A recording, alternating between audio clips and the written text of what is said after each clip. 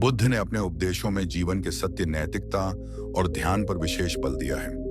उनके प्रमुख उपदेशों में 4 आर्य सत्य और अष्टांगिक मार्ग शामिल हैं। तो चलिए दोस्त, इस बात को आपको एक कहानी के माध्यम से समझते हैं, तो कहानी के अंत तक अवश्य बने रहे, जिससे आपको जीवन की संपूर्ण सार्थकता अच्छी तरह से समझ आ जाएगी। तो चलिए प्रारंभ करते हैं। वह कहानी दोस्तों, तो स्वागत है आपका हमारे चैनल बुद्धा सारांश पर, जहां आप जीवन की हर समस्याओं से छुटकारा पाने वाली कहानी मिल ही जाती है। तो चलिए प्रारंभ करते हैं। आज की कहानी एक समय की बात है। एक छोटे से गांव में गोपाल नाम का एक युवक रहता था। गोपाल साधारण किसान था, लेकिन हमेशा अपने जीवन से असंतुष्ट रहता था। उसके पास परिवार था, खेती थी और जीवन में किसी चीज की कमी नहीं थी, फिर भी उसके मन में हमेशा अशांति रहती थी। वह अक्सर सोचता, क्यों मेरा जीवन इतना कठिन है, क्यों मेरे साथ हमेशा समस्याएं ही आती हैं। एक दिन गोपाल गांव के बड़े महात्मा बाबा अमरनाथ से मिलने का निश्चय करता है। बाबा अमरनाथ अपने ज्ञान और अनुभव के लिए पूरे इलाके में प्रसिद्ध थे। लोग कहते थे कि वे जीवन के गहरे सत्यों को समझते हैं और अपने उपदेशों से लोगों को सही दिशा दिखाते हैं। गोपाल बाबा अमरनाथ के आश्रम पहुंचा और उनसे अपनी जीवन की परेशानियों के बारे में बताया। बाबा अमरनाथ मुस्कुराए और कहा, बेटा, तुम्हारी परेशानियां नई नहीं हैं। यह सभी इंसानों की सामान्य समस्याएं हैं। तुम जीवन के सत्यों को नहीं समझे हो, इसलिए तुम्हें ऐसा लगता है कि जीवन कठिन है। आओ मैं तुम्हें 5 मुख्य सत्यों के बारे में बताता हूं, जिन्हें जानने से तुम्हारे मन की अशांति दूर हो जाएगी। बाबा ने गोपाल से कहा, पहला सत्य है अनित्य। इस दुनिया में कुछ भी स्थायी नहीं है। समय के साथ सब कुछ बदलता है। तुम्हारे जीवन में चाहे सुख हो या दुख, दोनों अस्थायी हैं। गोपाल ने पूछा, पर बाबा, अगर सब कुछ अस्थायी है तो क्यों हम दुख से इतने प्रभावित होते हैं? बाबा ने जवाब दिया, यही तो बात है बेटा। हम दुख को स्थायी मान लेते हैं, इसलिए उससे डरते हैं। लेकिन अगर हम समझ जाएं कि यह भी एक क्षणिक अनुभव है, तो हम उसे स्वीकार कर सकते हैं। तुम्हारी फसल खराब हो गई तो चिंता मत करो, अगले वर्ष फसल अच्छी होगी। बस धैर्य रखो, समय के साथ हर चीज बदलती है। यह सुनकर गोपाल ने महसूस किया कि सच में उसकी सारी चिंताएं इसी वजह से थीं कि वह चीजों पर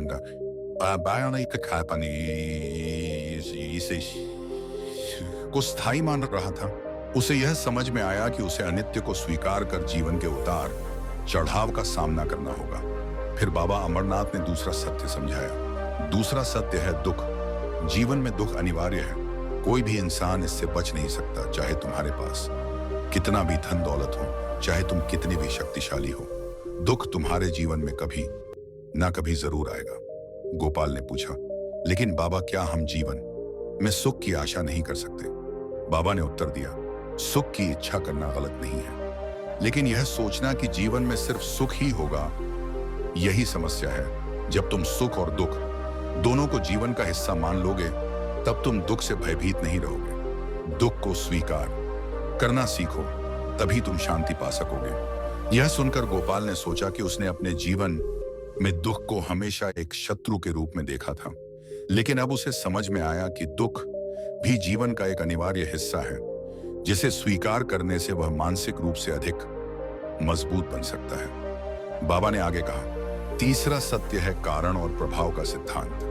तुम्हारे हर कर्म का परिणाम होता है। जैसा बीज तुम बोओगे वैसा ही फल पाओगे। अगर तुम अच्छे कर्म करोगे तो तुम्हें अच्छे परिणाम मिलेंगे, और यदि बुरे कर्म करोगे तो बुरे परिणाम भुगतने पड़ेंगे। गोपाल ने सोचा, बाबा सही कह रहे हैं, मेरे कई निर्णय गलत थे, इसलिए मुझे उनके परिणाम भुगतने पड़े। बाबा ने कहा, कर्म का सिद्धांत यह सिखाता है कि तुम्हें अपने कर्मों के प्रति हमेशा जागरूक रहना चाहिए। यह जीवन का नियम है कि जो तुम करते हो वही तुम्हारे जीवन में वापस आता है। अगर तुम चाहते हो कि तुम्हारे जीवन में सुख आए, तो तुम्हें ऐसे कर्म करने होंगे जो सुखद परिणाम लाए। गोपाल ने महसूस किया कि उसे अपने कर्मों के प्रति अधिक सतर्क रहना चाहिए। उसने ठान लिया कि अब से वह ऐसे कर्म करेगा जो न केवल उसके लिए बल्कि दूसरों के लिए भी लाभकारी हो। बाबा पिन ने चौथा सत्य बताया। जीवन का चौथा सत्य है स्वयं का ज्ञान। अधिकतर लोग अपने आप को नहीं जानते। वे अपने विचारों, भावनाओं और प्रतिक्रियाओं को नहीं समझते।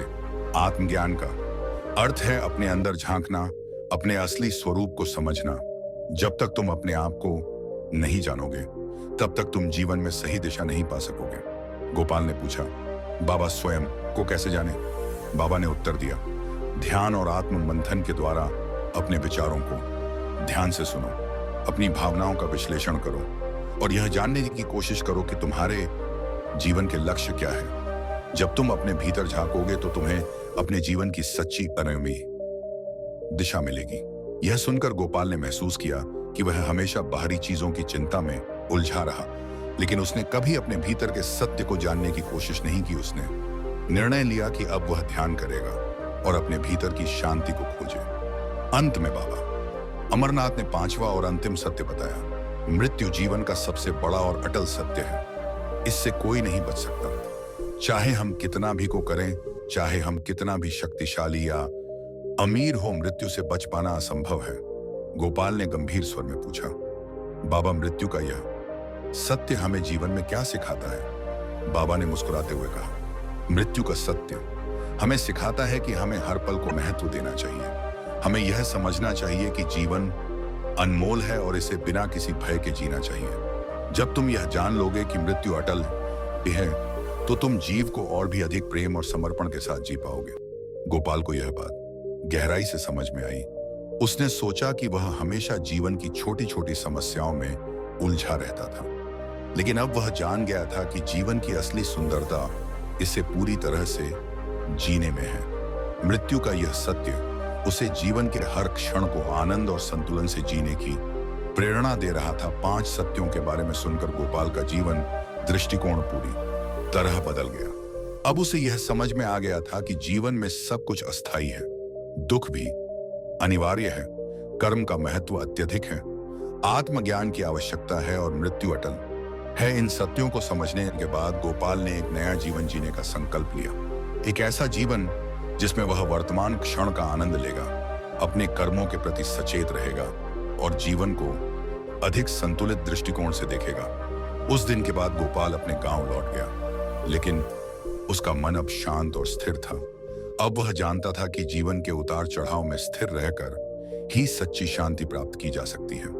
उसने अपने जीवन को इन 5 सत्यों के अनुसार ढाल लिया और धीरे धीरे उसकी सभी समस्याएं समाप्त होती गईं। अब वह अपने परिवार, अपने कार्य और अपने जीवन में संतुष्टि और शांति पाने लगा। तो चलिए दोस्त, इस बात को चलिए आपको एक कहानी के माध्यम से समझते हैं। तो कहानी के अंत तक अवश्य बने रहे, जिससे आपको जीवन की संपूर्ण सार्थकता अच्छी तरह से समझ आ जाएगी। तो चलिए प्रारंभ करते हैं वह कहानी।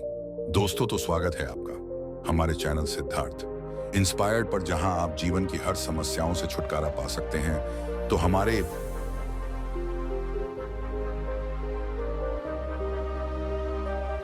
चैनल को सब्सक्राइब करना ना भूलें और वीडियो को लाइक कर दें और अपनी जरूरतमंद लोगों को, दोस्तों को, प्रियजनों को यह वीडियो अवश्य शेयर कर देना।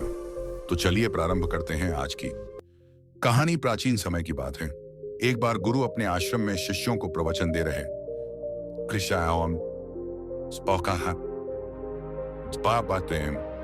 थे। वह उन्हें बुद्धि की महत्वता के बारे में समझा रहे थे। वह कह रहे थे कि जो मनुष्य बुद्धिमान होता है वह जीवन में कभी भी नहीं हारता है। वह हर परिस्थिति का डट कर सामना करता है। उसे कठिन से कठिन परिस्थिति भी विचलित नहीं कर सकती है। वहीं एक मूर्ख व्यक्ति जो है वह थोड़ी सी कठिन परिस्थिति आने पर भी विचलित हो जाता है और हार मान बैठता है।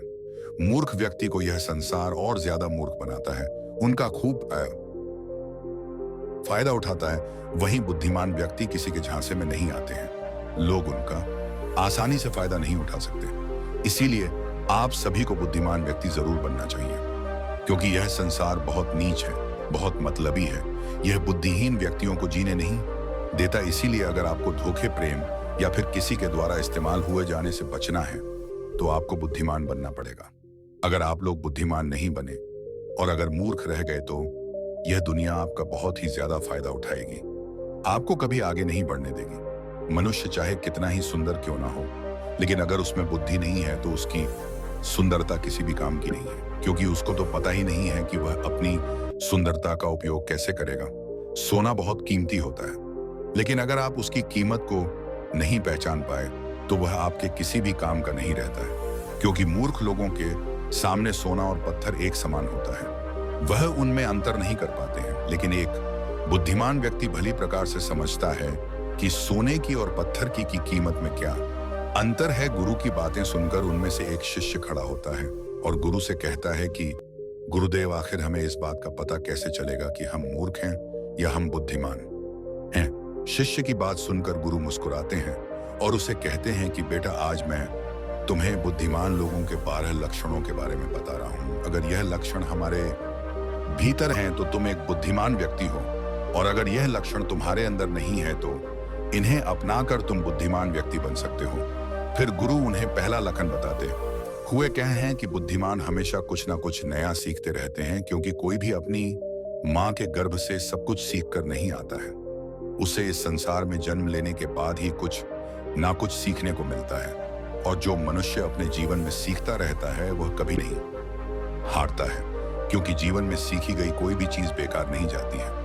हर चीज का अपना एक अलग महत्व है। इसीलिए जब भी हम कुछ सीखते हैं तो वह हमारे जीवन में कभी ना कभी अवश्य काम आती है। जरूरी नहीं कि हम विद्यालय में या फिर गुरुकुल में ही कुछ नया सीखें, हम किसी से कुछ भी सीख सकते हैं। हमें एक भिखारी से भी बहुत कुछ सीखने को मिलता है, हमें सफल लोगों से भी बहुत कुछ सीखने को मिलता है, तो हमें असफल लोगों से भी बहुत कुछ सीखने को मिलता है। हर चीज, हर वस्तु, हर मनुष्य हमें कुछ ना कुछ सिखाता है। अगर हम सभी चीजों को सही तरीके से सीख ले तो हम अपने जीवन में बहुत उन्नति कर सकते हैं। जैसे एक सफल व्यक्ति से हम यह सीख सकते हैं कि वह सफल कैसे बना, उसने किन किन तरीकों को अपनाया। वहीं असफल व्यक्ति से हम यह सीख सकते हैं कि वह असफल क्यों हुआ, आखिर उसने ऐसा क्या किया जो वह सफलता प्राप्त नहीं कर पाया। फिर उससे सीखकर हम वह गलती नहीं करें। हमारा जीवन इतना बड़ा नहीं है कि हम खुद गलती करें और फिर उसे सीख ले। इसीलिए हमें दूसरों की गलतियों से सीखना ना वो चाहिए, जिस कारण हम फिर वह गलती ना करें। फिर गुरु उन्हें दूसरा लक्षण बताते हुए कहते हैं कि बुद्धिमान लोग समय का सही सदुपयोग करते हैं। बेटा, जिसने समय को साध लिया, समय के अनुरूप अपने आप को डाल लिया, उसने समझो अपने जीवन के साथ बहस में नहीं फंसता है। अगर उसे कोई बात उचित जीने का मंत्र जान लिया। समय एक अमूल्य धन है। समय की अहमियत हमें जिंदगी में सफलता की ओर लेकर जाती है। समय एक बार चला गया तो नहीं लौटता। इस दुनिया में समय से अधिक मूल्यवान ना ही पैसा है, ना ही ताकत है, क्योंकि जब समय हमारा साथ नहीं देता है तो यह बाकी चीजें हमारे किसी काम नहीं है। जीवन जीने के लिए दुनिया में सभी को बराबर समय दिया गया है, लेकिन हर व्यक्ति इसका उचित उपयोग नहीं कर पाता है। समय हमारे जीवन का एक महत्वपूर्ण हिस्सा है, और समय के बिना तो जीवन की कल्पना भी नहीं की जा सकती है। अगर समय रुक जाए तो यह संपूर्ण प्रकृति चक्कर ही रुक जाएगा। बुद्धिमान लोग दुनिया में अलग काम नहीं करते, वह बस उस काम को अलग तरीके से करते हैं। वे लोग अपने समय के प्रत्येक हिस्से को जरूरी कामों में इस्तेमाल करते हैं। दुनिया में असफलता का कारण है समय पर सही कार्य नहीं करना। अगर आप भी अपने जीवन में कुछ बनना चाहते हैं तो सबसे पहले आप अपना लक्ष्य निर्धारित करें और समय का सदुपयोग करते हुए उसी के अनुरूप कार्य करें। समय का महत्व पूरे संसार के जीव जंतुओं और मनुष्य के लिए एक ही है, क्योंकि समय ही एक ऐसी वस्तु है जिसे आप एक बार खो देते हैं तो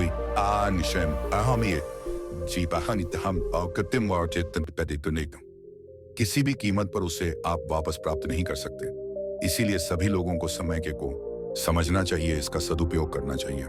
यह बात तो हम सभी जानते हैं कि समय सफलता की कुंजी है, लेकिन हमारे जीवन की सफलता इस बात पर निर्भर करती है हम अपने समय का उपयोग किस प्रकार कर रहे हैं। समय तो बिना किसी की प्रतीक्षा करें लगातार अपनी रफ्तार से चला जा रहा है। कोई राजा हो या कोई फकीर हो, समय ने कभी किसी का इंतजार नहीं किया।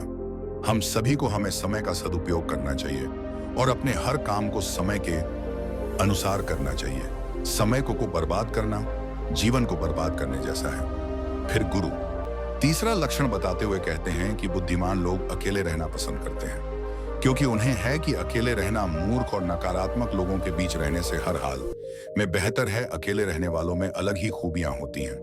देखो बच्चों, हर इंसान में कुछ ना कुछ खूबियां अवश्य होती हैं, लेकिन उस खूबी का पता हमें तभी चलता है जब हम अकेले में रहकर अपने साथ समय व्यतीत करते हैं। जो लोग लोगों के बीच फंसे हुए रहते हैं उनको अपनी खूबियों के बारे में कभी पता ही नहीं चल पाता है, क्योंकि दूसरों को देखकर उनके जैसा बनना चाहते हैं। लेकिन जो व्यक्ति अकेला रहता है वह किसी से प्रभावित नहीं होता है और वह वही करता है जो उसे अच्छा लगता है। अकेले रहने वाला व्यक्ति अपने खुद के निर्णय खुद लेता है और जो लोग भीड़ में रहते हैं वह लोगों से पूछ पूछ कर निर्णय लेते हैं, जो कि अक्सर गलत भी हो सकते हैं। जब हम किसी से कुछ पूछते हैं तो हमारे सामने बहुत सारी बातें आती हैं और उन बातों को सुनकर कभी कभी हमारे भीतर नकारात्मकता भी आ जाती है, जैसे कि इसमें तो ये खूबी है, ये मेरे अंदर क्यों नहीं है, इसने तो ऐसा कर दिया, ये मेरे से क्यों नहीं हो रहा है। और यही सोचकर फिर हमारा मन दुखी होता रहता है, जबकि अकेला इंसान खुश रहता है अपने लिए गए निर्णय के ऊपर, क्योंकि उसे बताने वाला कोई नहीं है कि वह क्या कर सकता है, उससे क्या होगा क्या नहीं होगा। जो व्यक्ति अकेला रहता है वह अपने बारे में अच्छे से जान सकता है, वह अपने काम को अच्छी तरीके से कर सकता है, क्योंकि उसको भटकाने वाला उसके आसपास कोई भी नहीं है। अकेले रहने वाला व्यक्ति कभी भी किसी भी काम के लिए दूसरों पर निर्भर नहीं रहता है। वह अपने काम स्वयं करता है, जिससे उसके सभी काम समय पर पूरे को भी हो जाते हैं, क्योंकि उनको इस बात का अच्छे से पता होता है कि यह दुनिया स्वार्थी है। अगर हम किसी से थोड़ी भी मदद लेंगे तो सामने वाला व्यक्ति हमें हमेशा वह गिनता रहेगा, इसीलिए वह कभी किसी का एहसान नहीं लेते हैं। फिर गुरु चौथा लक्षण बताते हुए कहते हैं कि बुद्धिमान लोग हमेशा कम बोलते हैं। कम बोलने का मतलब यह नहीं कि आप बात ही ना करें। कम बोलने से का मतलब यह है कि जितना जरूरी हो उतना ही बोला जाए। बुद्धिमान लोग ज्यादा सुनते हैं और बोलते कम हैं। वह उतना ही बोलते हैं जितने की आवश्यकता होती है। वह लोग चुपचाप बैठकर सामने वाले की बातों को अच्छे से सुनते हैं, फिर उसके ही अनुसार उसको जवाब देते हैं। जब हम किसी भी बात को ध्यान से सुनते हैं तो हमें उस बात से काफी कुछ नया सीखने को मिलता है। वहीं मूर्ख लोग बिना किसी बात के बकबक करते रहते हैं। वह सामने वाले की बात को सुनने की जगह अपनी बात सुनाने में ज्यादा विश्वास रखते हैं, जिससे उसे सामने वाले व्यक्ति से कुछ भी नया जानने का मौका नहीं मिल पाता है। कम बोलने वाला व्यक्ति कभी भी किसी के साथ बहस नहीं करता है। वह किसी नहीं लगती है तो वह वहां से चुपचाप निकल जाता है। वहीं मूर्ख व्यक्ति और ज्यादा बहस करने लगता है और फिर वह इसी बहस में वह कुछ ऐसा बोल जाता है जो उसे ही बोलना चाहिए था और फिर वह उसके मुसीबत का कारण बन जाती है। बुद्धिमान लोग उतना ही बोलते हैं जितनी आवश्यकता होती है, जितना उचित होता है। वह कम शब्दों में अपनी बात को पूरा कर देती है, जिससे सामने वाले व्यक्ति उसकी रहता है, बार बार बोलता रहता है। जैसे लोग उसकी बात पर ध्यान नहीं देते हैं और ना ही उसकी बात को सुनना पसंद करते हैं। शब्द वह हथियार है जिससे हम लोगों को अपनी तरफ आकर्षित करते हैं। शब्दों के साथ खेलकर हम किसी का भी मन जीत सकते हैं और यह कला बुद्धिमान लोगों में बखूबी होती है। फिर गुरु पांचवा लक्षण बताते हुए कहते हैं कि बुद्धिमान लोग अपने मन का भी किसी को नहीं बताते हैं, क्योंकि वह इस बात को अच्छी तरीके से जानते हैं कि आज जो हमारा मित्र है वह कल हमारा शत्रु भी बन सकता है। इसीलिए वह अपने खुद की बातें, अपनी कमजोरियां, अपने घर परिवार की बातें किसी को नहीं बताते हैं। वही मूर्ख लोग अपने मन की बातें, अपने घर परिवार की बातें और ऐसी बातें जो उन्हें गुप्त रखनी चाहिए, उन्हें भी वह अपने मित्र को, पड़ोसियों को, रिश्तेदारों को बता देते हैं और फिर बुरा समय आने पर धोखे का शिकार हो जाते हैं और फिर वह उसके लिए दूसरों को दोष देते रहते हैं, जबकि उन्होंने ही उन लोगों को मौका दिया है। जबकि बुद्धिमान व्यक्ति कभी भी अपनी कमजोरियों को दूसरों के सामने उजागर नहीं करते हैं, क्योंकि उन्हें अच्छे से पता है कि लोग कभी भी हमारी कमजोरी का फायदा उठा सकते हैं, क्योंकि यह संसार बड़ा स्वार्थी है। यहाँ पर लोग एक दूसरों की कमजोरियों का फायदा ही उठाते रहते हैं। लोग साथ कम देते हैं और धोखे ज्यादा देते हैं। ऐसे बहुत ही कम लोग होते हैं जो दूसरों की कमजोरी और मजबूरी जानकर उसका फायदा नहीं उठाते। फिर गुरु छठा लक्षण बताते हुए कहते हैं कि बुद्धिमान व्यक्ति अपना एक लक्ष्य निर्धारित करके रखते हैं और वह निरंतर सिर्फ उसी पर काम करते रहते हैं। वही मूर्ख लोग एक ही समय में न जाने कितने लक्ष्य निर्धारित कर लेते हैं। जिस तरह से हम एक साथ बहुत सारे वस्त्र धारण नहीं कर सकते, उसी प्रकार हम एक साथ बहुत सारे कार्य भी नहीं कर सकते। बुद्धिमान लोग यह भली प्रकार जानते हैं कि वह एक समय में सिर्फ एक ही कार्य कर सकते हैं। वह विभिन्न प्रकार के कार्यों में अपना समय बर्बाद नहीं करते हैं, अपने जीवन में एक ही लक्ष्य रखते हैं और उसी पर निरंतर कार्य करते रहते हैं, जिससे उन्हें सफलता बहुत ही जल्दी मिल जाती है। वहीं मूर्ख लोग बहुत सारे लक्ष्य निर्धार कर लेते हैं और फिर नतीजा यह होता है कि उनका एक भी लक्ष्य पूर्ण नहीं हो पाता है, क्योंकि जब हम एक साथ बहुत सारे लक्ष्य पर कार्य करते हैं तो हमारा जो समय होता है उनमें बराबर बराबर बढ़ जाता है, जिससे हमारा एक भी काम पूरा नहीं होता है और फिर हम हर कार्य को अधूरा ही छोड़ देते हैं। वहीं एक लक्ष्य रखने से हमारा पूरा ध्यान उसी पर होता है, जिससे हमारा पूरा समय सिर्फ उसी पर लगता है और हमारा कार्य पूरा हो जाता है। फिर गुरु 7वां लक्षण बताते हुए कहते हैं कि बुद्धिमान लोग अपनी तुलना कभी किसी से नहीं करते हैं। जो व्यक्ति अपनी तुलना दूसरों से करता है वह हमेशा दुखी ही रहता है, क्योंकि इस संसार में सभी मनुष्य अलग अलग हैं। सभी में अलग अलग प्रकार की प्रतिभाएं हैं। सभी में सोचने और समझने की क्षमताएं अलग अलग होती हैं और यह बात बुद्धिमान लोग अच्छी तरीके से जानते हैं। इसीलिए वह कभी भी अपनी तुलना दूसरों से नहीं करते हैं। जिस प्रकार से एक आम का पौधा सभी प्रकार के फल नहीं दे सकता है, वैसे ही एक मनुष्य में सभी प्रकार के गुण मौजूद नहीं है। सभी में अलग अलग प्रकार के गुण, अलग अलग प्रकार की प्रतिभाएं मौजूद होती हैं और वह उन गुणों के अनुसार ही सफल बन पाता है। लेकिन मूर्ख लोग अपनी तुलना दूसरों से करते रहते हैं कि उसके पास तो इतना बड़ा घर है, मेरे पास क्यों नहीं है? उसने तो यह कर लिया, मैं क्यों नहीं कर पा रहा? उसने व्यापार में इतनी बड़ी सफलता हासिल कर ली, लेकिन जब भी मैं व्यापार करता हूं तो मुझे तो नुकसान ही नुकसान होता है। यही सब नकारात्मक बातें उसे फिर कभी सफल नहीं होने देती हैं। अपनी तुलना दूसरों से कर कर वह फिर दुखी होता रहता है और अपने भीतर के गुण को कभी नहीं पहचान पाता है कि उसमें क्या गुण है। वहीं बुद्धिमान व्यक्ति अपनी तुलना कभी किसी से नहीं करता है। वह दूसरों को देखकर दुखी नहीं होता है, बल्कि उनसे सीखकर आगे बढ़ता है और अपने स्वयं की प्रतिभा को पहचान कर सफल बनता है। फिर गुरु 8वां लक्षण बताते हुए कहते हैं कि बुद्धिमान लोग कभी भी दूसरों पर निर्भर नहीं रहते हैं, वह ना किसी से उम्मीद रखते हैं। बुद्धिमान लोग अपने काम को स्वयं पूरा करते हैं। किसी भी दूसरे के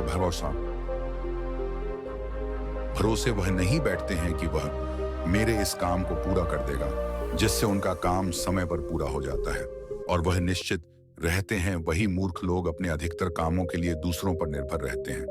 वह यह उम्मीद लगाकर बैठ जाते हैं कि मेरे इस काम को वह पूरा कर देगा, और जब उनका काम समय पर पूर्ण नहीं होता है तो वह चिंता में पड़ जाते हैं, दुखी हो जाते हैं और उनका पूरा काम बिगड़ जाता है।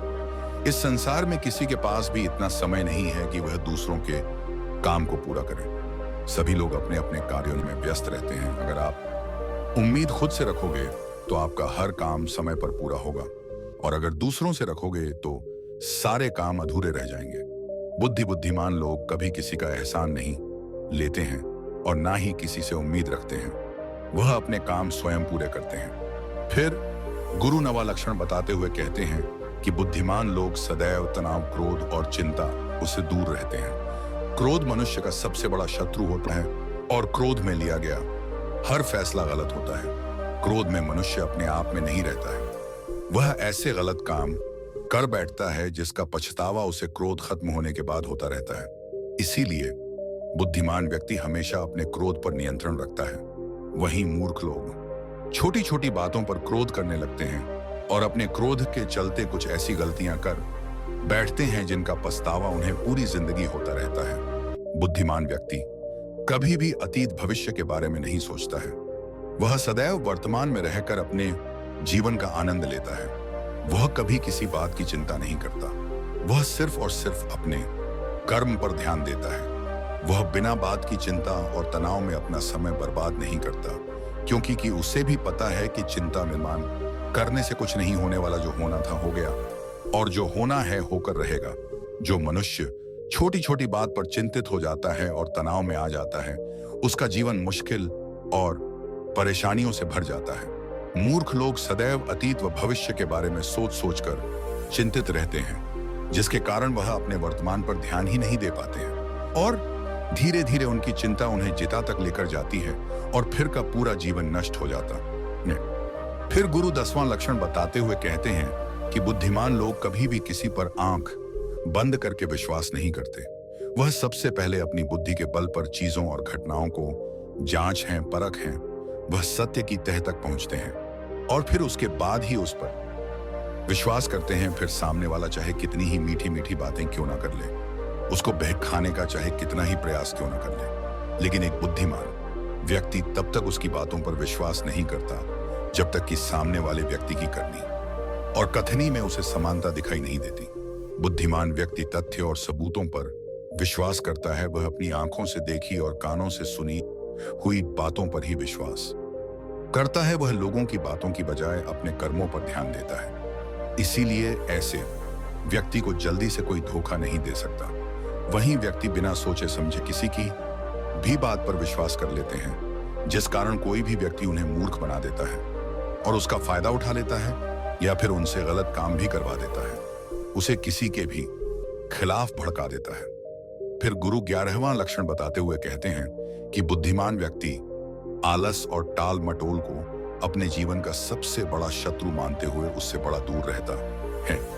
इसीलिए वह खुद को कभी भी इन आदतों का शिकार नहीं होने देता है, क्योंकि काम को टालने की जो आदत है वह इंसान को कभी भी आगे नहीं बढ़ने देती। यह वह मानसिक बीमारी है जो कि ज्यादातर लोगों में पाई जाती है और उनकी सफलता का जो सबसे बड़ा कारण है वह यही होती है।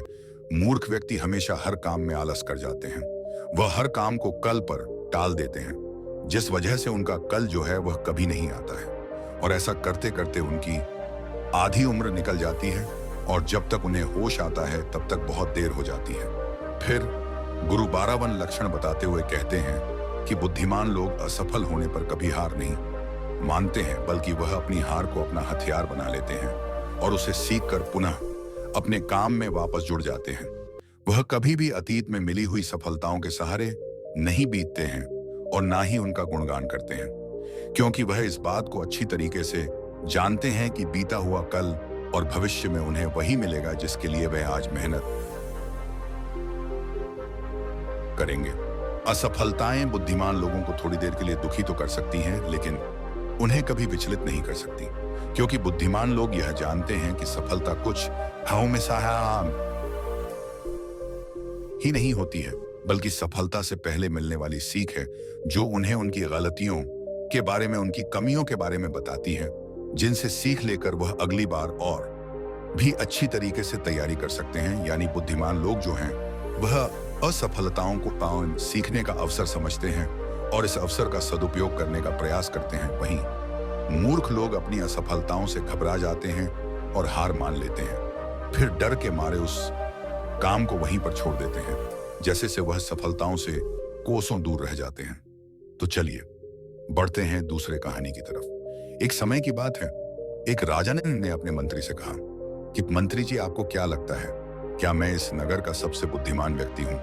अब मंत्री तो राजा के पास नौकरी करता था, तो उसने कहा कि राजा साहब कैसी बात करते हैं, आप नगर के राजा हैं तो सबसे बुद्धिमान नहीं हुए।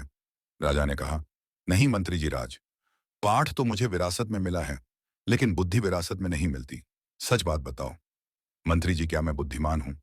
तो मंत्री जी ने कहा, नहीं राजा साहब, आप इस नगर के सबसे बुद्धिमान व्यक्ति नहीं हैं। यह बात सुनकर राजा को थोड़ा सा गुस्सा आया, लेकिन राजा ने गुस्सा किया नहीं, क्योंकि राजा को पता था कि बुद्धिमान व्यक्ति कभी गुस्सा नहीं करता है।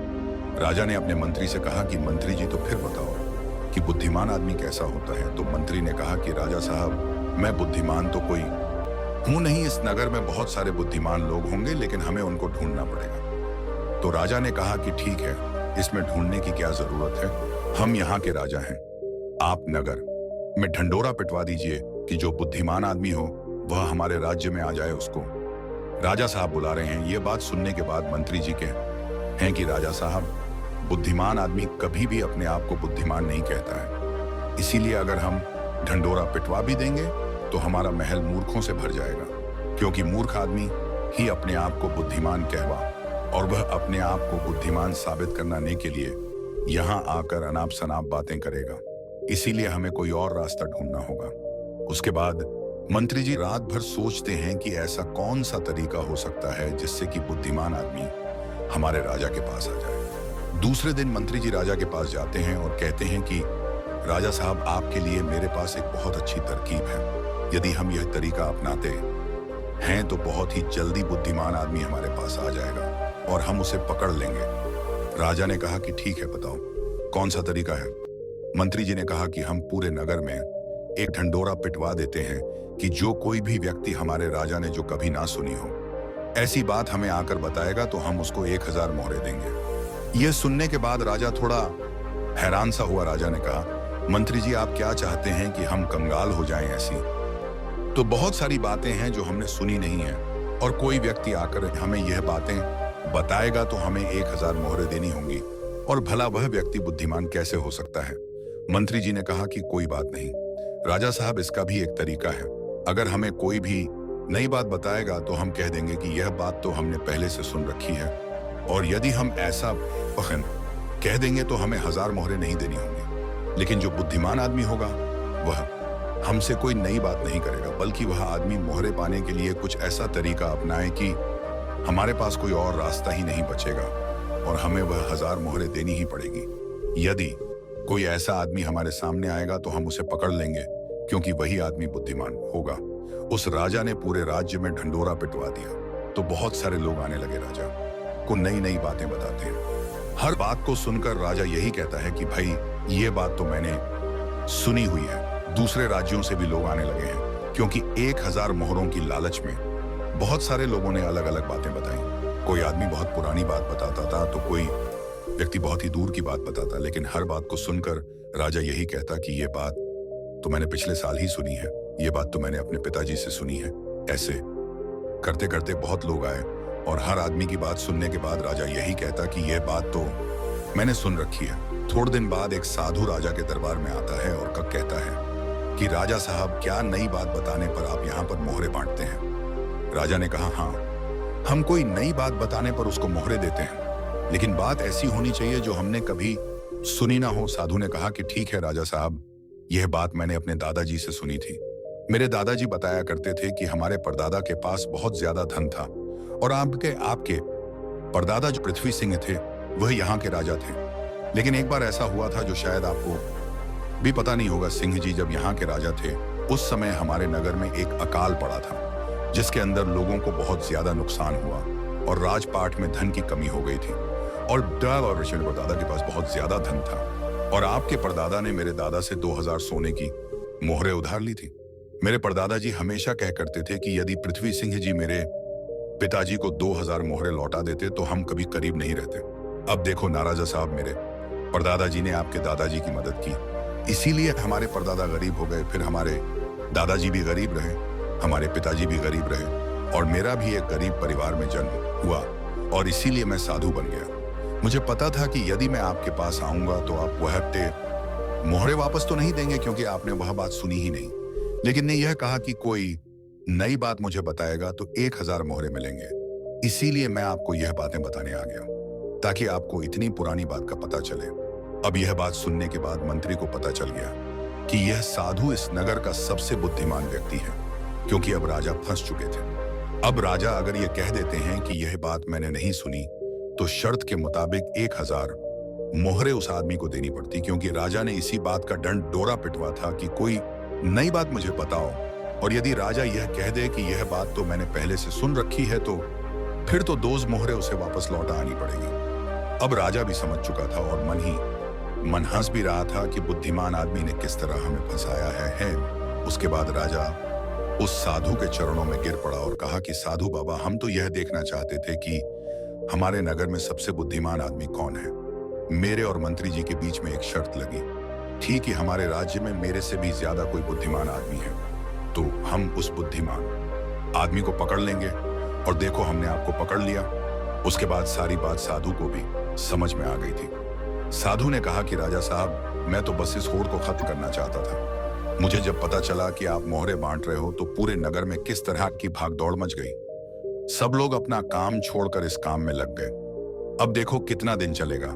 यदि वह अपना काम छोड़कर इस काम में लगे रहेंगे तो हमारे राज्य का क्या हाल हो जाएगा। मैं तो बस इस बात को खत्म करना चाहता था, इसीलिए मैंने यह तरकीब अपनाई। उसके बाद वह राजा कहते हैं, साधु बाबा, लेकिन एक बुद्धिमान आदमी होता कैसा है, कौन से गुण होते हैं जो उसे बुद्धिमान बनाते हैं। उसके बाद वह साधु बाबा कहते हैं कि वैसे तो बुद्धिमान आदमी को पहचानना काफी मुश्किल होता है, क्योंकि बुद्धिमान और मूर्ख व्यक्ति भी एक जैसे ही दिन दिखते हैं, लेकिन दोनों में बड़ा फर्क होता है। आज मैं आपको ऐसी बातें बताता हूं जिससे आप एक बुद्धिमान आदमी का पता लगा सकते हैं, और यदि यह गुण आपके अंदर है तो आप एक बुद्धिमान आदमी हो, और यदि आपके अंदर नहीं है तो इन गुणों को पहचान कर आप बुद्धिमान बन सकते हो। उसके बाद वह साधु बाबा कहते हैं कि बुद्धिमान आदमी का सबसे पहला गुण होता है कि वह हर काम को समय के अनुसार करता है, फालतू समय को भी उपयोग में लेता है, और इसके लिए वह सबसे महत्वपूर्ण कामों को सबसे पहले करता है। बुद्धिमान लोग हमेशा समय को धन से अधिक महत्व देते हैं, क्योंकि वह लोग इस बात को अच्छे से समझते हैं कि इस दुनिया में समय ही वह चीज है जो सबसे निश्चित मात्रा में है और जिसे किसी भी तरीके से बढ़ाया नहीं जा सकता। इसीलिए वह हर काम की सूची बनाते हैं और उन्हें समय पर पूरा करने का प्रयास करते बुद्धिमान लोग नहीं होते। वह अपने काम को टालते नहीं हैं, आलस्य को वह अपना सबसे बड़ा शत्रु मानते हैं। वह खुद को इन आदतों का शिकार कभी नहीं होने देते। काम को टालने की आदत है जो इंसान को कभी आगे नहीं बढ़ने देती। दूसरा गुण जो बुद्धिमान व्यक्ति की पहचान होता है वह होता है कि उसको किसी से कोई शिकायत नहीं होती। वह समझते हैं कि इंसान गलतियों का पुतला होता है, इसीलिए माफ कर देना ही इंसान का सबसे बड़ा गुण होता है। यदि बुद्धिमान आदमी के सामने कोई आदमी गलती भी कर देता है तो वह उसको सिर्फ जाता है, ना कि उस पर गुस्सा करता है, क्योंकि उसे पता है कि इंसान से गलतियां होती रहती हैं और बुद्धिमान आदमी अपनी गलतियों से ही सीखता है। यदि वह गलती कर भी लेता है तो उसे पता होता है कि यह गलती मैं एक ही बार करूंगा। उस गलती को दोबारा से कभी दोहरा हंगा नहीं कहते हैं कि एक बार इंसान गलती करता है, लेकिन वही गलती कोई इंसान अगर दोबारा दोहराता है तो वही इंसान नहीं, वह मूर्ख होता है। इसीलिए बुद्धिमान यदि गलती कर भी देता है तो वह एक बार ही करेगा और उस गलती से बहुत कुछ सीख भी लेगा। तीसरा गुण बुद्धिमान आदमी के अंदर जो होता है कि वह कभी गुस्से में कोई फैसला नहीं लेता और ना ही कभी ज्यादा खुशी में कोई फैसला लेता, क्योंकि उसे पता है कि गुस्से के अंदर लिया हुआ फैसला कभी भी फायदा नहीं पहुंचाएगा, क्योंकि गुस्से में हमारा दिमाग काम करना बंद कर देता है और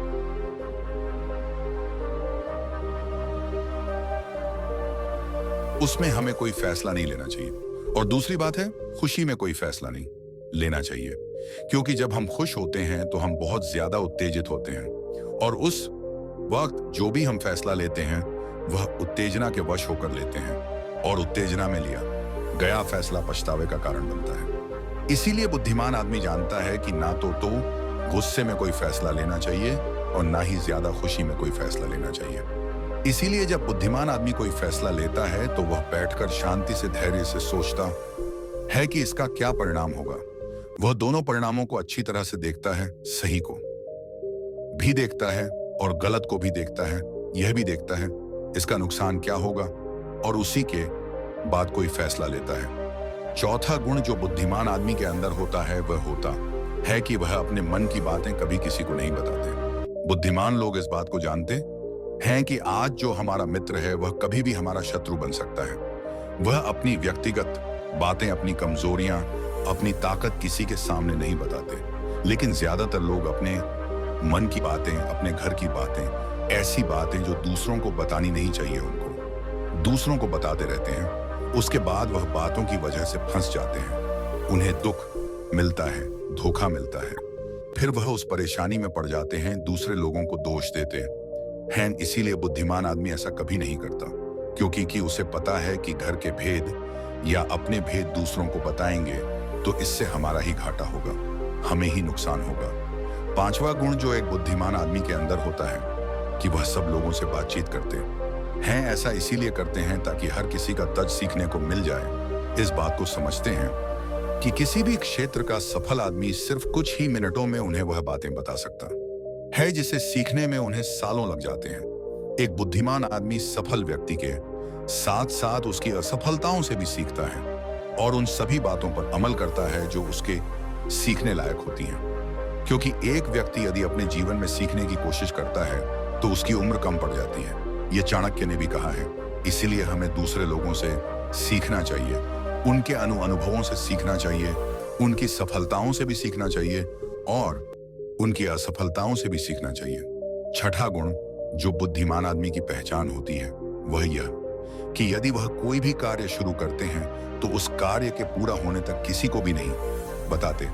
लेकिन जो बुद्धिहीन लोग होते हैं वह काम शुरू करने से पहले ही ढंढोरा पीटना शुरू कर देते हैं। उन्हें लगता है कि हमारी वाहवाही होगी, और यही उनकी सबसे बड़ी कमी होती है, क्योंकि यदि हम किसी काम की शुरुआत करते हैं और पहले ही उसका ढंढोरा पीट देते हैं तो बाद में उस काम के नाकामयाब होने पर हमारी बेइज्जती होती है।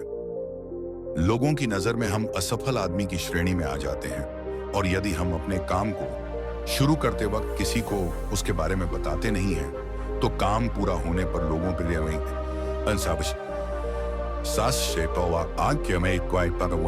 को खुद ही पता चल जाएगा, और वही लोग बोलेंगे कि ये आदमी कितना शांत है अंदर से, कितना अहंकार शून्य है कि इतनी बड़ी कामयाबी हासिल करने के बाद भी इसने कभी किसी को कुछ नहीं बताया। और यही लोगों की सोच समाज में आपको प्रतिष्ठावान बनाती है। 7वां गुण जो बुद्धिमान आदमी की पहचान होती है वह होती है कि बुद्धिमान आदमी कभी भी अपने आप को बुद्धिमान नहीं समझता। अगर तुम्हें अपनी जिंदगी में बाकी सब लोगों से आगे निकलना है, जो वह करते हैं उससे कुछ अलग करना है, तो तुम्हें इस संसार की भौतिक चीजों से यानी मोह तथा इच्छाओं से खुद को ऊपर उठाना होगा। लेकिन वह बच्चा अकेले ही अपने जीवन की राह पर चल देता है। उसने कभी हार नहीं मानी। जो पैसे मां छोड़ गई थी, कुछ दिन तक उन पैसों से अपना गुजारा चलाता रहा। कुछ दिन के बाद वह पैसे खत्म हो जाते हैं। घर में भी कुछ नहीं था। अब तो एक ही चारा था कि कुछ काम धंधा किया जाए, तभी भोजन की व्यवस्था होगी, तभी स्कूल की फीस भरी जाएगी। लड़के को अपनी माँ की बात अच्छी तरह याद थी। उसकी माँ ने कहा था कि बेटा, कितना भी बुरा वक्त आ जाए पर किसी के आगे हाथ मत फैलाना, मेहनत करके ही अपना जीवन यापन करना। लड़के को अपनी माँ की यह बात अच्छी तरह याद थी, इसीलिए वह कभी किसी के आगे भीख नहीं मांगता था। स्कूल से आने के बाद वह किसी के खेतों में काम करने चला जाता, कभी किसी की चाय की दुकान पर काम कर लेता, और वहां से कुछ पैसे मिलते तो अपने स्कूल की फीस भर देता था और अपने खाने पीने की सामग्री खरीद लाता था। इस प्रकार छोटी सी आयु में वह बच्चा पढ़ाई भी करता था और मजदूरी भी करता था। धीरे धीरे कुछ साल ऐसे ही निकल जाते हैं। बच्चा अब अपने गांव से निकलकर कस्बे में पढ़ने लगता है। तब उसकी कॉपी किताबों का, स्कूल की फीस का खर्चा बढ़ जाता है। लेकिन उस बालक ने हिम्मत नहीं हारी। रोजाना स्कूल जाता था। वह जो भी कमाता था उसकी सारी कमाई पढ़ने लिखने में ही लग जाती थी, और जो कुछ थोड़ा बहुत बचता था उससे अपना पेट भर लेता था। अगर वह कहीं कोई स्थायी काम करता तो उसकी पढ़ाई छूट जाती थी, और पढ़ाई करता तो पेट भरने के लिए भी कुछ नहीं था। इसलिए साथ ही साथ वह दोनों काम करता था। स्कूल से आकर वह इधर काम करने चला जाता था। एक दिन की बात है, वह बच्चा स्कूल से पढ़कर घर वापस लौटा, फिर उसके बाद काम की तलाश में चला गया। लेकिन उस दिन उसे कोई काम नहीं मिला। पूरा दिन निकल गया। हारा थका शाम को घर आकर सो गया।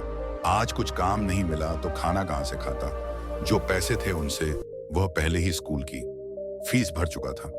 उसकी स्थिति तो यह थी कि रोज कमाया रोज खाया। जब उस दिन उसे कोई काम नहीं मिला तो बेचारे को भूखे पेट रहना पड़ा। केवल पानी पीकर सो गए। अब सुबह भूखा ही स्कूल चला जाता है, और स्कूल की छुट्टी के बाद जब घर आता है तो फिर किसी काम की तलाश में निकल पड़ता है। सोचता है कल नहीं मिला, लेकिन आज मुझे कोई ना कोई काम जरूर मिल जाएगा। लेकिन दुर्भाग्य ने उसका पीछा नहीं छोड़ा।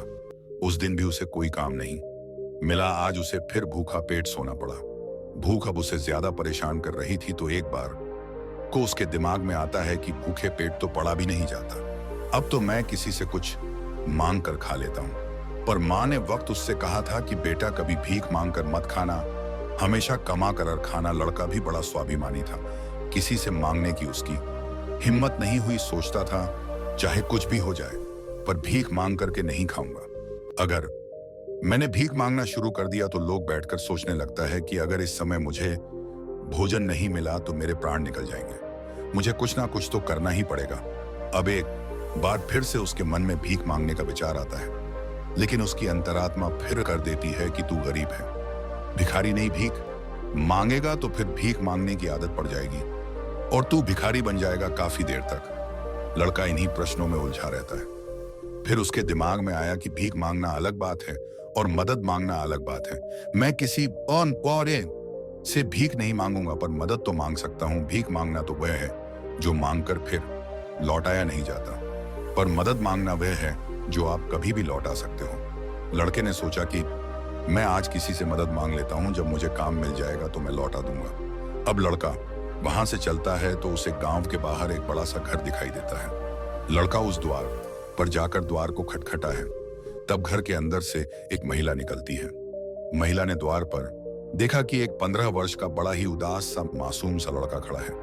पहले तो वह महिला उस लड़के से पूछती है कि बेटा तुमने दरवाजा क्यों बजाया, क्या कुछ काम है? लड़का दोनों हाथ जोड़कर कहता है, माँ जी मैंने दोपहर के समय आपको तकलीफ दी, इसके लिए क्षमा चाहता हूँ। तब वह महिला पूछती है, बेटा क्या तुम्हें कुछ चाहिए?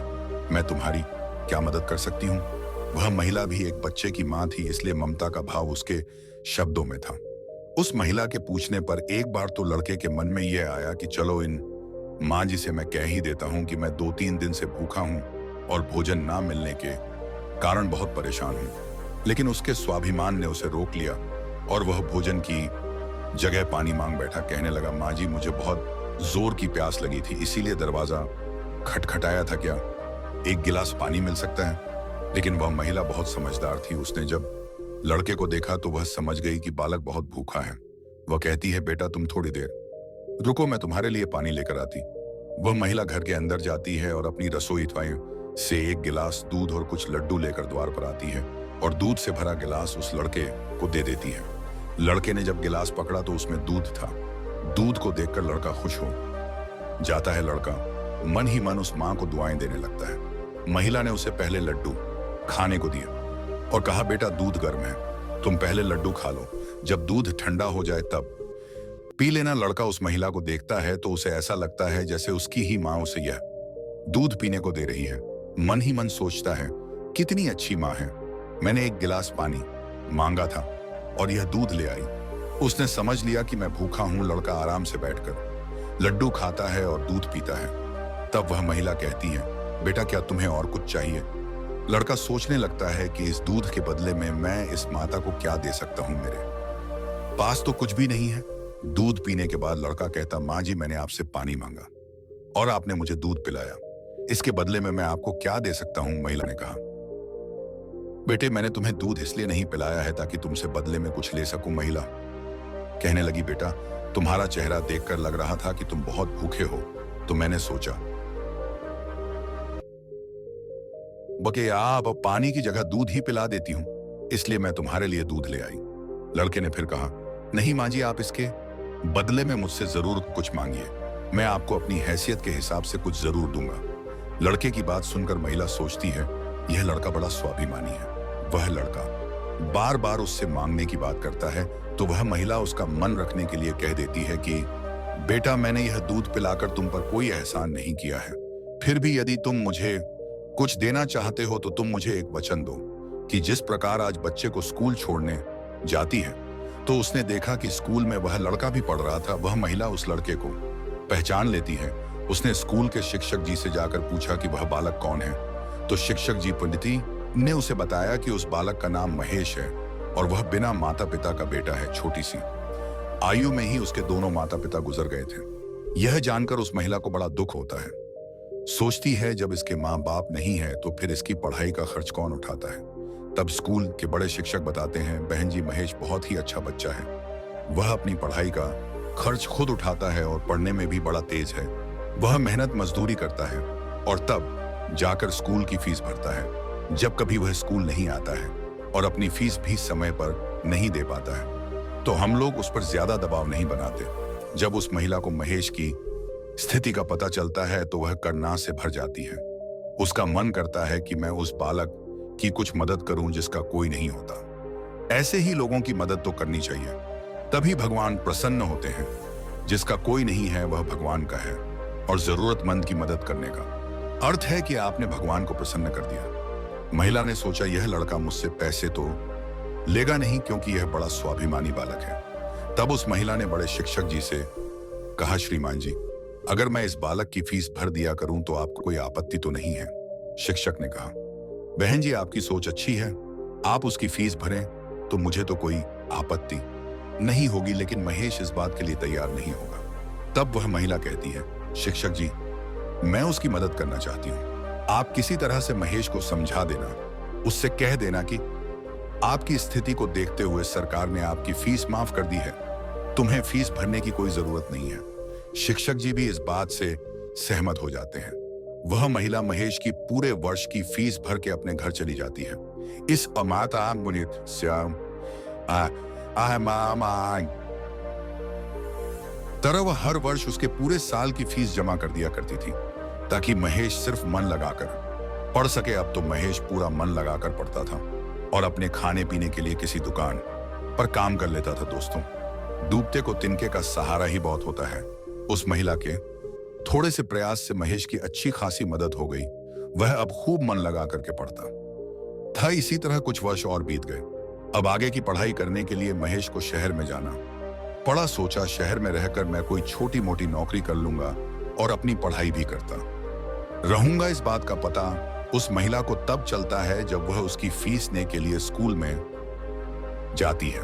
वह महिला जब महेश की फीस जमा करती है तो शिक्षक जी बताते हैं, बहन जी, महेश तो आगे की पढ़ाई करने शहर चला गया है, अब आपको उसकी फीस जमा करने की कोई जरूरत नहीं है। उस महिला ने जब यह सुना तो सोचने लगी, कोई बात नहीं, भगवान ने मुझे उसकी मदद करने का इतना ही समय दिया होगा। हे भगवान, उस बालक पर दया दृष्टि बनाए रखना, वह जहां भी रहे खुश रहे। इस प्रकार वह महिला अपने घर लौट आई और अपने घर गृहस्थ की दुनिया में व्यस्त हो गई। दोस्तों, उधर महेश शहर में जाकर अपनी पढ़ाई करने लगा। खर्चा चलाने के लिए उसने एक नौकरी तलाश कर ली। इस प्रकार 30 वर्ष बीत जाते हैं। न तो महेश कभी उस महिला से मिल पाता है और न वह महिला कभी महेश से मिलती है। उस महिला का बेटा भी अब बड़ा हो गया था। उसका बेटा एक व्यापारी बन गया था। वह महिला तो पैसे ही अपने घर से संपन्न थी, ऊपर से उसका बेटा व्यापार करके खूब धन कमाता था। उस माँ का बेटा भी बड़ा संस्कारी था। वह भी अपनी माँ को बहुत प्यार करता था। एक दिन उसकी माँ बहुत ही बीमार पड़ जाती है। शाम को जब उसका बेटा घर आता है तो वह अपनी माँ की हालत को देखकर बेचैन हो जाता है। वह अपनी माँ को अस्पताल में भर्ती कराता है। जांच में पता चलता है कि उसकी माँ को कैंसर है। वह लड़का डॉक्टर से कहता है, डॉक्टर साहब, आप मेरी माँ का अच्छे से इलाज कीजिए, पैसों की बिल्कुल चिंता मत करना। तब डॉक्टर कहते हैं, भाई, तुम्हारी माँ को कैंसर की बीमारी है और कैंसर का इलाज बहुत महंगा होता है। छोटे मोटे अस्पतालों में इसका इलाज भी नहीं होता है। इसके लिए तुम्हें किसी बड़े शहर में जाकर किसी बड़े अस्पताल में इसका इलाज कराना होगा, और बड़े अस्पताल का मतलब है कि खर्चा भी बहुत अधिक होगा। बेटे ने कहा, डॉक्टर साहब, मैं अपनी माँ को ठीक करने के लिए कुछ भी कर सकता हूँ। आप मुझे बस कोई रास्ता बताइए, मैं अपनी माँ का इलाज कहाँ करा सकता हूँ। तब डॉक्टर उसे बड़े शहर जाने की सलाह देते हैं।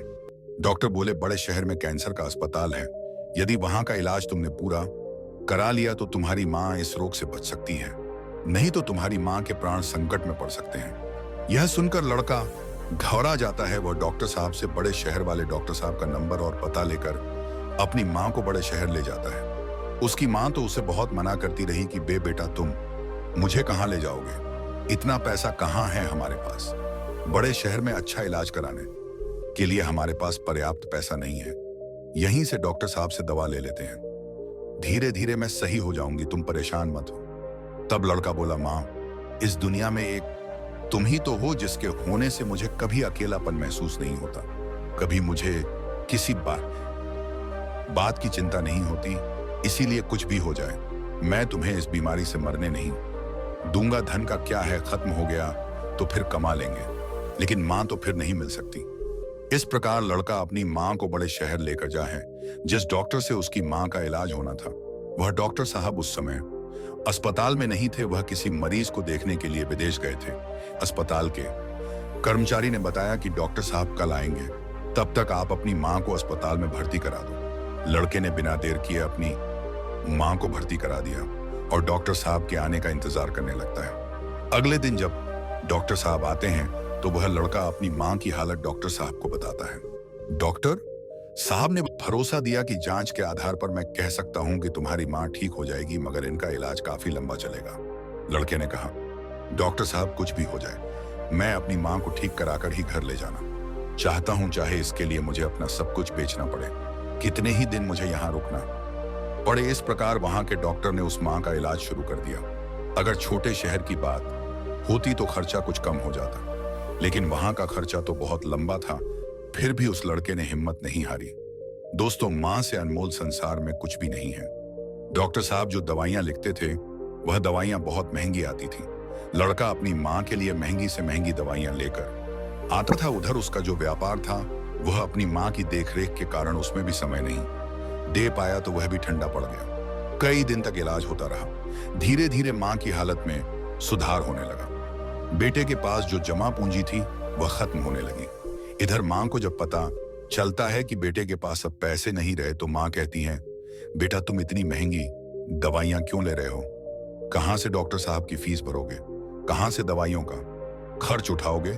तुम्हारा व्यापार भी बंद हो गया है। तब बेटा कहता है, मां तुम चिंता मत करो, मैं तुम्हारा इलाज अपना मकान दुकान सब कुछ बेचकर कराऊंगा। मां भी बेटे की जिद के आगे बेबस हो जाती है। वह अपनी मां का इलाज निरंतर जारी रखता है और धीरे धीरे महीना बीत जाता है।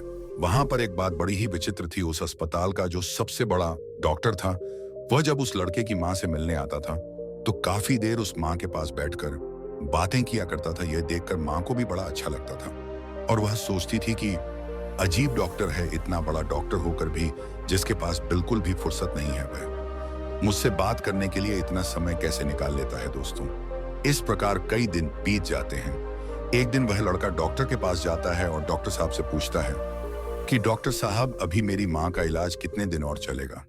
डॉक्टर साहब उसे सारी बात बताते हैं कि भाई आप चिंता मत करो, आपकी मां पूरी तरह से स्वस्थ हो चुकी है। मैं भी संतुष्टि के लिए एक बार जांच और करा लेता हूं। उस जांच की रिपोर्ट आ जाने दो, फिर तुम अब अपनी मां को घर ले जा सकते हो। अब तो उस मां का बेटा रिपोर्ट आने का इंतजार करने लगता है। 2 दिन के बाद रिपोर्ट आ जाती है। जब रिपोर्ट आती है तो लड़का फिर डॉक्टर से मिलने जाता है और पूछता है, डॉक्टर साहब क्या मेरी मां ठीक हो गई? कोई खतरे वाली बात तो नहीं है? तब डॉक्टर साहब कहते हैं, भाई चिंता मत करो, रिपोर्ट अच्छी आई है, तुम्हारी मां पूरी तरह से ठीक हो गई है, अब आप इन्हें अपने घर ले जा सकते हो। डॉक्टर की बात सुनकर बेटा खुश हो जाता है और डॉक्टर साहब को बहुत धन्यवाद देता है।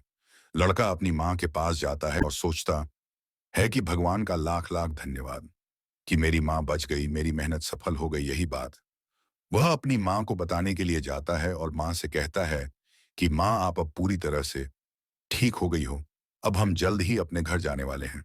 यह बात सुनकर मां भी बड़ी खुश हो जाती है, लेकिन अगले ही पल वह यह सोचकर उदास हो जाती है कि मैं तो ठीक हो गई हूं, लेकिन इस अस्पताल का जो बिल होगा वह लाखों में होगा।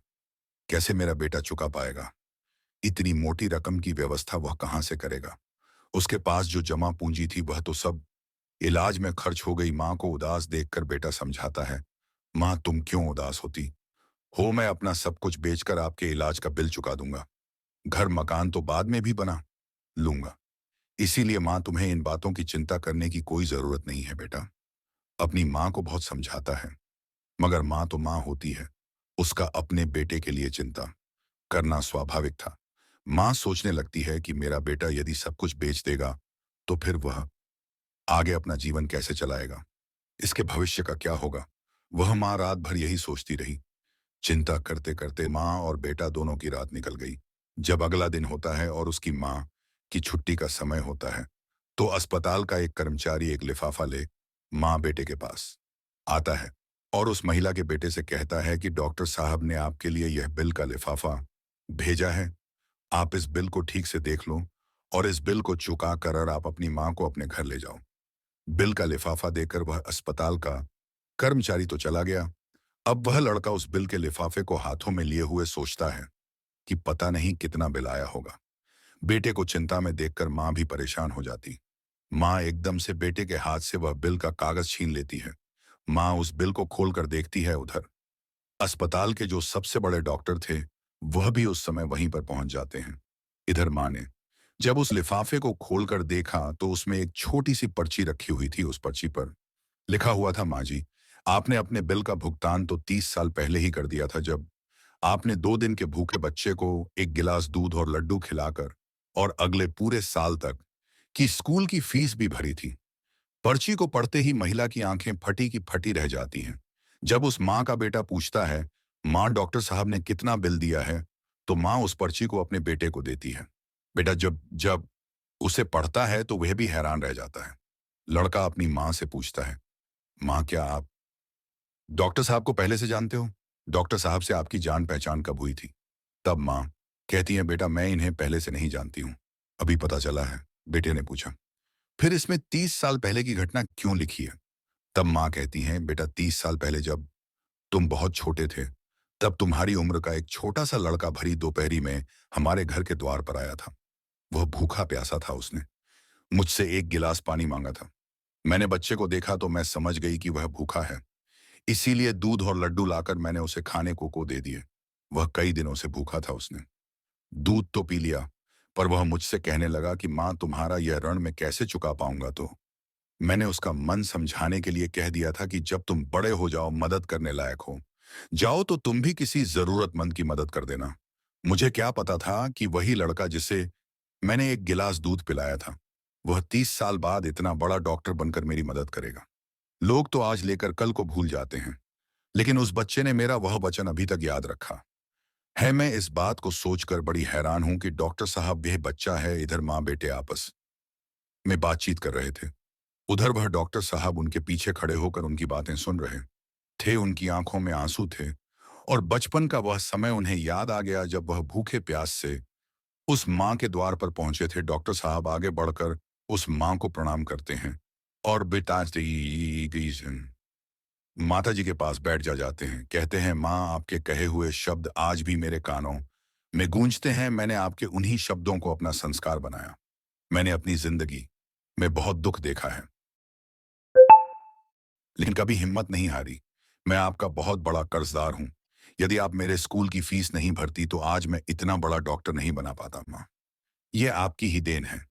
मैंने तो आपको उसी दिन अपनी माँ मान लिया था जिस दिन आपने ममता भरी छांव में बैठाकर मुंह भूखे को दूध पिलाया था।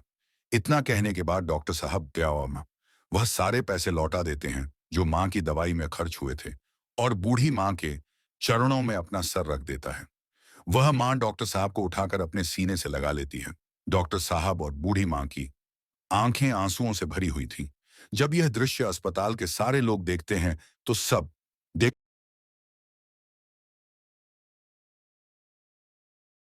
दोस्तों, क्या आप तो यदि आपको हमारे द्वारा दी गई यह जानकारी पसंद आई हो तो हमारे चैनल बुद्धा सारांश को सब्सक्राइब करें।